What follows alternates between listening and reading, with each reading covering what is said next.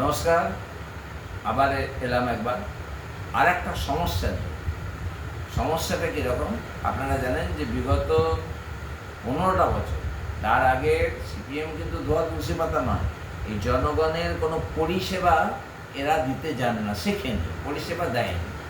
তো আমি বিগত 15 বছর ধরে টিএমসির যে অত্যাচার, টিএমসি পরিচালিত আসানসোল মিউনিসিপ্যাল কর্পোরেশন ছিল, একটা একটা করে তুলে ধরছি।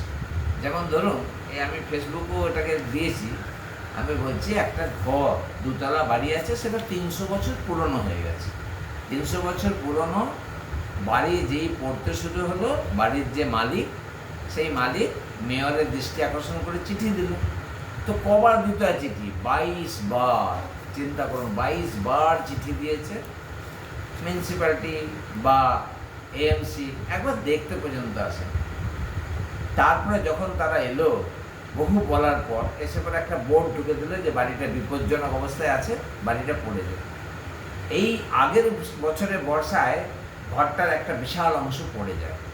মানে বাড়িটার ছবি আমি যদি পারি এর সঙ্গে অ্যাটাচ করে দেবো, দেখলে আপনারা বলবেন যে অন্যায়টা চলছিল কিরম করে, আর কিসের ওপরে। যদি হাজার হাজার, ওই রাস্তাটা হচ্ছে এমন একটা রাস্তা, ওই রাস্তার ওপর দিয়ে কলেজের ছেলেমেয়েরা যায়, হ্যাঁ, সাধারণ মানুষের মানে প্রচণ্ড ভিড় ওই রাস্তাটা হয়। পড়ে গেলে প্রাণহানি হবেই, আশঙ্কা নয়, হবেই হবে।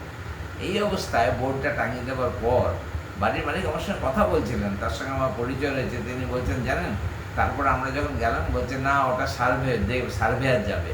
তো গভর্নমেন্ট সার্ভেয়ার এসে রিপোর্ট দিল যে হ্যাঁ, ঘরটা কিন্তু পড়ে যাবে, ঘরটা ধস হবেই। এই পরশু দিন যে জলটা হলো, সারা রাত ধরে আর একটা অংশ পড়ে গেছে। এখন আমি এখানে প্রশ্ন এটাই করতে চাই, কিসের অপেক্ষা এরা করছে? এখন এরা বলছে এখন তো বোর্ড নাই। 15টা বছর তো ছিল তো। যেমন হচ্ছে আমরা সেই প্রথম যে চিঠিটা দিয়েছিলাম, ওরা বলছে আমরা চিঠি দিচ্ছি 23/12/4, আর লাস্ট যে চিঠিটা দিয়েছি সেটা হচ্ছে 28/2/25। ওই 4 থেকে 25-এ 22টা বার, আর কমসে কম 150 বার রানিগঞ্জ থেকে আসানসোল যাওয়া আসা করেছে।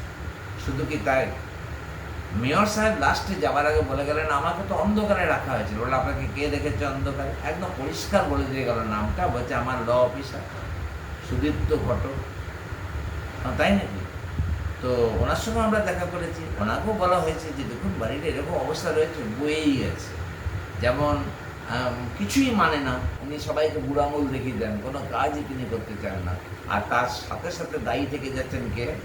বোর্ড 2-এর অ্যাসিস্ট্যান্ট ইঞ্জিনিয়ার সহ executive engineer Asansol municipal corporation.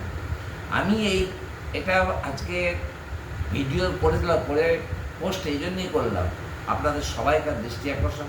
তার সাথে সাথে আমরা দাবি করছি ওদের হয়ে এবং জনগণের স্বার্থে, যেহেতু আমরা জনপ্রতিনিধি দৃষ্টি আকর্ষণও করেছি, তাকেও পাঠিয়েছি, এবং এর সাথে সাথে মাননীয়া অগ্নিমিত্রা পাল দিদির দৃষ্টি আকর্ষণ করছে। তিনি অভূতপূর্ব কাজ করছেন, অভূতপূর্ব জনগণের সঙ্গে মিশে গিয়ে যে কাজগুলো তিনি করছেন, আশা জন্মাচ্ছে। আমরা তারও দৃষ্টি আকর্ষণ করছি। আর যদি কিছু অঘটন ঘটে যায়, mayor, assistant engineer, executive engineer সহ মেইন যে মানুষটি যে এটা এতদিন হতে দেয়নি, সেই সুদীপ্ত ঘটক, ল অ্যাডভাইজার বা অফিসার যা হন, এদের যেন একটা শাস্তি হয়। নমস্কার।